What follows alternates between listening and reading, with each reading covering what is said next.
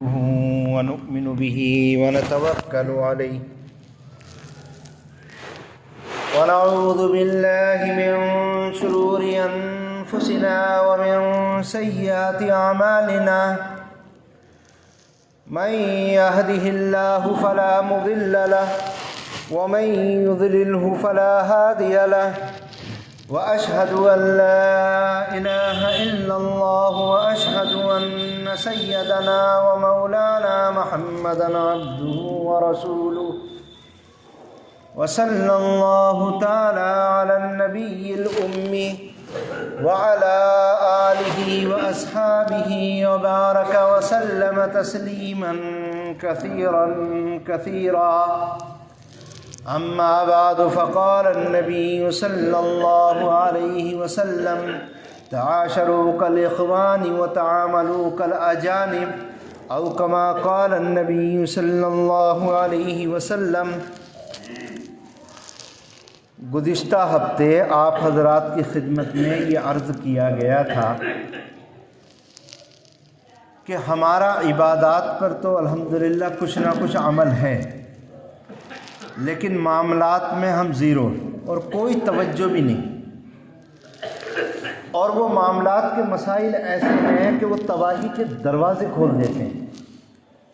اس لیے میں نے وہ سلسلہ شروع کیا تھا کہ اس پر تفصیلی بات کرنا تو ایک لمبا مسئلہ ہوتا ہے، لیکن توجہ موٹی موٹی باتوں کی طرف توجہ. دیکھو میں نے ایک حدیث شریف پڑھی، اللہ کے رسول صلی اللہ علیہ وسلم نے فرمایا بھائیوں کی طرح رہو لیکن معاملہ اجنبیوں کی طرح کرو. تعاشروا کالاخوان وتعاملوا کالاجانب، بھائی بھائی بن کے رہو، کوئی حرج نہیں، لیکن جب ایک بھائی دوسرے بھائی کے ساتھ معاملہ کرے، باپ بیٹے کے ساتھ معاملہ کرے تو بھائی گیری باپ بیٹا گیا الگ، معاملہ بالکل اجنبیوں کی طرح ہونا چاہیے. اگر یہ شریعت کے ہم اس مسئلے پر عمل نہیں کریں گے تو بھائی جو ہمارے پیٹ میں جا رہا وہ سب کا سب حرام جمع ہو جائے گا، جو ہم کھاتے پیتے ہیں وہ سب حرام جمع ہو جائیں گے. میں نے آپ کی خدمت میں عرض کیا تھا حرام دو طرح کے ہوتے ہیں. ایک حرام تو ہوتا ہے جس کو ساری دنیا جانتی ہے، ایک آدمی چوری کر کے لے آیا، سب جانتے ہیں حرام ہے. ایک آدمی نے ڈکیتی ڈال لی، سٹے میں جوئے میں کھیل لیا، کسی سے رشوت میں پیسے لے لیے، ساری دنیا جانتی ہے کہ یہ حرام ہے. لیکن کچھ چیزیں ایسی ہیں جس کو حرام سمجھتے نہیں، اور اگر ہم اس کو لوگوں کو سمجھائیں تو لوگ کہتے ہیں تو غیرت کے خلاف ہے، ہم ایسا کیسے کر سکتے ہیں. اس لیے اس کو سمجھو موٹی موٹی بات. مثلا پہلا مسئلہ تو یہ ہے کہ دیکھیے اس بات کو سمجھیے کہ اللہ کے رسول صلی اللہ علیہ وسلم کی تعلیمات میں معاملات کو بہت بڑی اہمیت ہے. اللہ کے رسول صلی اللہ علیہ وسلم مدینہ منورہ کے بازار میں تشریف لے گئے. وہاں پر لوگوں کی اپنی اپنی دکانیں لگی ہوئی تھیں. ایک گیہوں بیچ رہا تھا، اللہ کے رسول نے اچانک گیہوں کے اندر ہاتھ ڈالا تو دیکھا کہ بھیگے ہوئے گیہوں اندر ہے اور اچھے گیہوں اوپر ہے. آپ نے پوچھا بھئی تو نے ایسا کیوں کیا؟ کہنے لگے اللہ کے رسول رات بارش آ گئی تھی، اگر یہ بھیگے ہوئے گیہوں میں اوپر رکھوں گا اور سوکھے ہوئے گیہوں کو الگ رکھوں گا تو لوگ نہیں خریدیں گے. اللہ کے رسول نے فرمایا یہ حرام ہے، ایسا کرنے والا اپنے لیے جہنم کے راستے کو تیار کر رہا ہے. آپ نے بہت ڈانٹا. حضرت امام ابو حنیفہ رحمۃ اللہ علیہ کپڑے کے بہت بڑے تاجر تھے، ان کی ایک کمپنی تھی.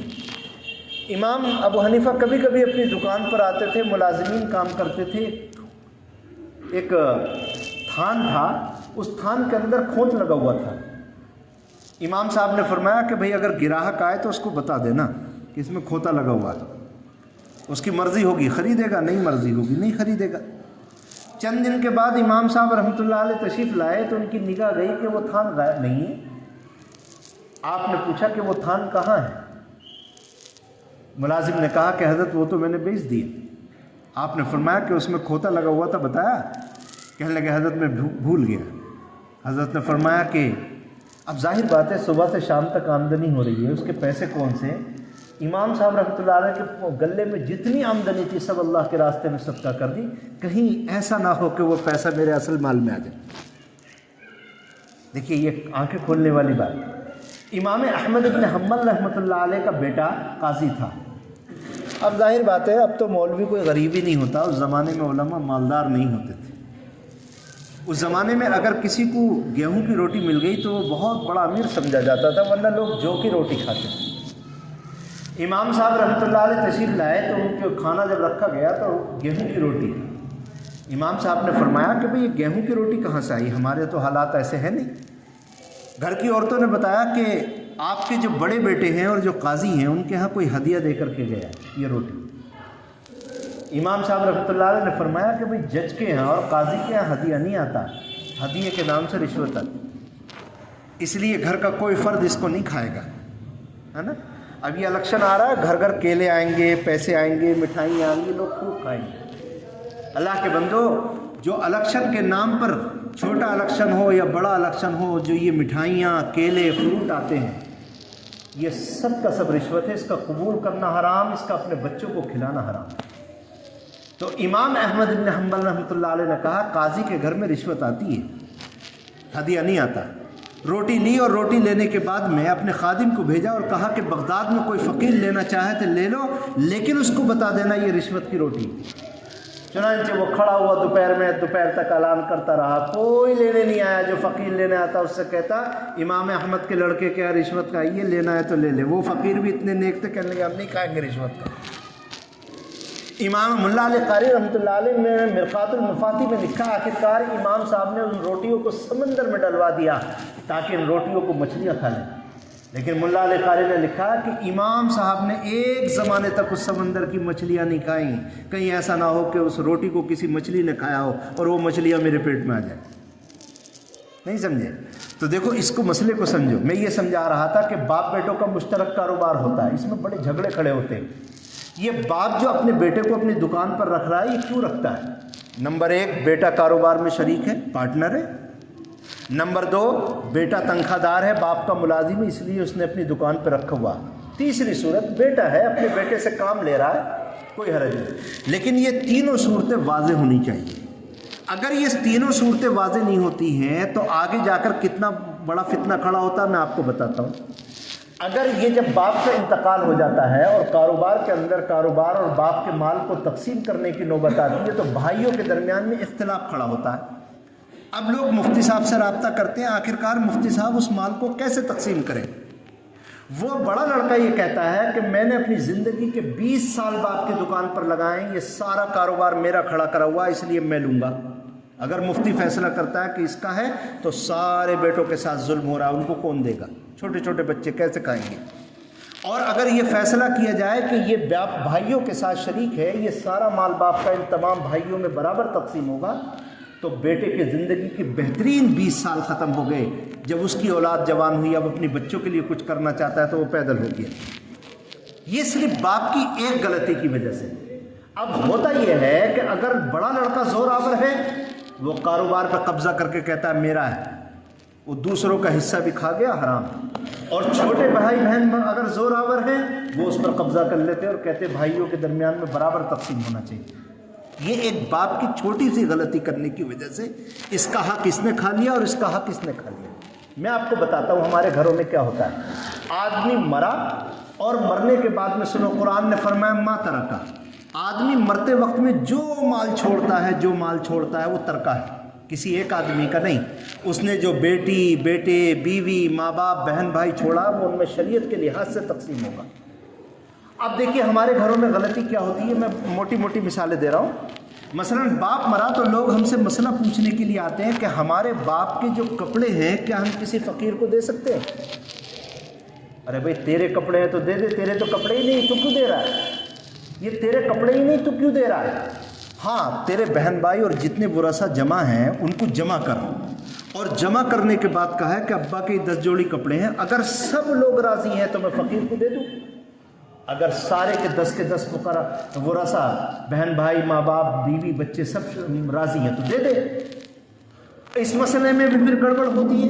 وہ گڑبڑ یہ ہوتی ہے کہ کسی کے 4 بیٹے ہیں، 2 لڑکے بالغ ہیں اور 2 لڑکے نابالغ ہیں، باپ کا انتقال ہوا، وہ کپڑے فقیروں کو دینا چاہتے ہیں، تو اب ان کپڑوں کو نہیں دیا جا سکتا تو کہ 2 ورثہ نابالغ ہیں۔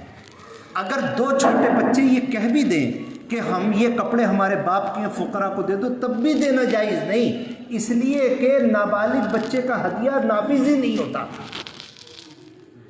اب اگر کسی آج کل یہ بڑی بیماری ہے کہ کپڑے اٹھائے فقراء کو دے دیے، باپ کی جیب میں 10,000 روپے نکلے کہ ہم مسجد کو دیں گے، باپ کی جیب میں 15,000 روپے نکلے کہ میں مدرسے کو دوں گا، اللہ کے بندے تیرا پیسہ کہاں ہے جو تو مسجد اور مدرسے کو دے رہا ہے؟ تو جس کام کو نیک سمجھ رہا ہے وہ تو ڈکیتی ہے جس کو قرآن کریم نے غصب کہا۔ تو نے اپنے باپ کے کپڑے اٹھا کے دے دیے، یہ چوری سے بھی بڑا مقام ہے جس کو غصب کہا گیا، اردو میں اس کو ڈاکہ زنی کہتے ہیں۔ تو نے دوسرے ورثاء کا حق مارا ہے، ارے تیرے باپ کو اس سے ثواب نہیں ملے گا، تیرا باپ تو جہنم کی مٹی میں مرے گا۔ تو اگر ورثاء چھوٹے ہیں، اب اس کو کرنا کیا چاہیے؟ باپ کے کپڑوں کو، مال کو تقسیم کرے، جو میرے حصے میں آ رہا میں دوں گا، مسجد کو دوں گا، مدرسے کو دوں گا، فقیروں کو دوں گا، لیکن چھوٹا بھائی جو نابالغ ہے، چھوٹی بہن جو نابالغ ہے، اس کے حصے میں سے دینا جائز نہیں۔ دیکھو بات سمجھو، مفتی شفیع صاحب رحمۃ اللہ علیہ کی سوانے کے اندر لکھا ہوا ہے کہ مفتی صاحب کا ایک کمرہ تھا، اس میں وہ سوتے تھے، کتابیں بھی تھی اور وہی لوگوں سے ملتے تھے۔ اب وہ گھر میں پانی وغیرہ یا کوئی اور سامان دوسرے کمرے میں سے آیا تو پانی پینے کے بعد مفتی صاحب رحمۃ اللہ علیہ فرماتے تھے اس گلاس کو فوراً میرے کمرے سے لے کے جاؤ، فوراً میرے کمرے سے لے کے جاؤ۔ کبھی لے جانے میں دیر ہو جاتی تو مفتی صاحب بگڑتے۔ مفتی تقی عثمانی نے لکھا، ہم نے ایک مرتبہ سب بھائیوں نے مل کر والد صاحب کی خدمت میں عرض کیا، ابا جی آپ اتنا غصہ کیوں ہوتے ہیں؟ اس کمرے کا سامان اس کمرے میں تو آیا ہے، گھر کی تو بات ہے۔ مفتی صاحب نے فرمایا تم مسئلہ نہیں سمجھ رہے، میں نے اپنی وصیت میں لکھ رکھا ہے کہ اس کمرے میں جو سامان ہے وہ میرا ہے اور اس کمرے سے باہر جتنا سامان ہے وہ تمہاری ماں کا ہے۔ اگر یہ گلاس، پانی کا گلاس میرے کمرے میں رہ گیا اور مجھے موت آ گئی تو اس وصیت کے مطابق تم اس گلاس کو بھی تقسیم کرو گے، حالانکہ وہ گلاس میری ملکیت میں نہیں ہے۔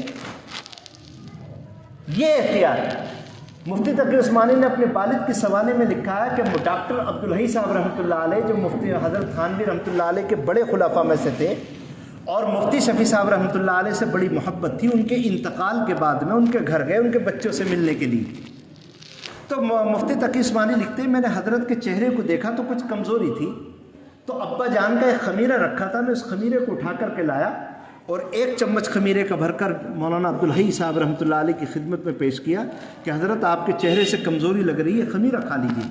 حضرت نے فرمایا یہ تمہارا مال ہے جو تم مجھے کھلا رہے ہو، یہ تمہارا مال ہے جو تم خمیرہ مجھے کھلا رہے ہو، یہ تمہارے والد کا تھا، والد کا انتقال ہو گیا، یہ ترکہ بن گیا، اب اس پہ تمام ورثاء کا برابر کا حق ہے۔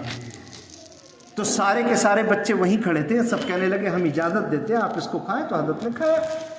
آپ اس بات کو سمجھ رہے ہیں؟ اگر کسی کو سمجھاؤ کہ تیرے بھائی کے ساتھ کاروبار ہے، ارے بھائی طے کر لے کہ تو پارٹنر ہے، بھائی مکان بناتا ہے تو دوسرے بھائی بھی اس میں 5,000 10,000 روپے دے کر کے مدد کرتے ہیں۔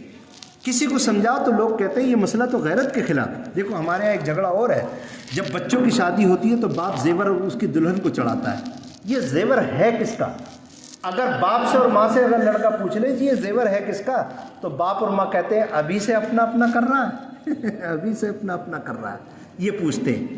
اگر یہ باپ کا ہے تو اس کی زکوٰۃ بھی باپ دے گا اور اس کے باپ کے مرنے کے بعد اس کے ترکے میں تقسیم ہوگا، اور اگر یہ زیور کا مالک باپ نے بیٹے کو بنا دیا ہے تو اس کی زکوٰۃ بیٹا دے گا، باپ نہیں دے گا، اور باپ مرے گا تو اس کو ترکے میں تقسیم نہیں کیا جائے۔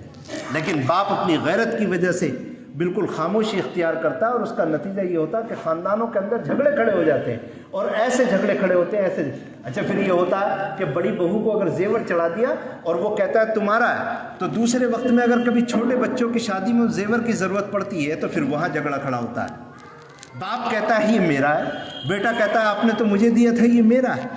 تو مسئلہ ہر چیز میں واضح ہونے چاہیے، ورنہ یہ جو ہم کھانا کھاتے ہیں یہ بھی حرام ہو جائے گا۔ آپ کو مسئلہ بالکل معلوم، میں فقہ نے کہاں تک مسئلہ لکھا میں بتاؤں۔ باپ کے کئی مکان تھے، باپ کا انتقال ہوا، ایک مکان کے اندر بڑا بیٹا رہتا تھا۔ علماء نے لکھا ہے کہ انتقال کے بعد میں باپ کی چیزوں کو بغیر ورثاء کی اجازت کے استعمال کرنا حرام۔ اب اس بڑے بیٹے کو اجازت نہیں ہے کہ باپ کے اس مکان کو، باپ کے خریدے ہوئے سامان کو، باپ کی اشیاء کو، باپ کے روپے پیسے کو دوسرے ورثاء کی اجازت کے بغیر ہم خرچ کر سکیں۔ تو میری بات سمجھ میں آ رہی ہے نہیں آ رہی ہے؟ تو یہ معاملات کو صحیح کرنے کی ضرورت ہے، ورنہ کب ہم حرام کے اندر ڈوب کے رہ جائیں گے، کب ہمارے بچوں کے جسم اور ان کا کھانا اور پینا حرام کے کاموں کا بن جائے گا، ہمیں اس کے نہیں معلوم، سب تباہی کے دہانے پر۔ تو معاملات کو ہمیشہ صاف رکھیے، یہ تو میں نے توجہ دلائی ہے، اگر اس پر تفصیل سے بیان کیا جائے تو بہت جزیات نکلیں گے۔ مجھے امید ہے کہ ان مسائل کی طرف آپ کی توجہ ہو گئی ہوگی۔ اللہ تعالی ہم سب کو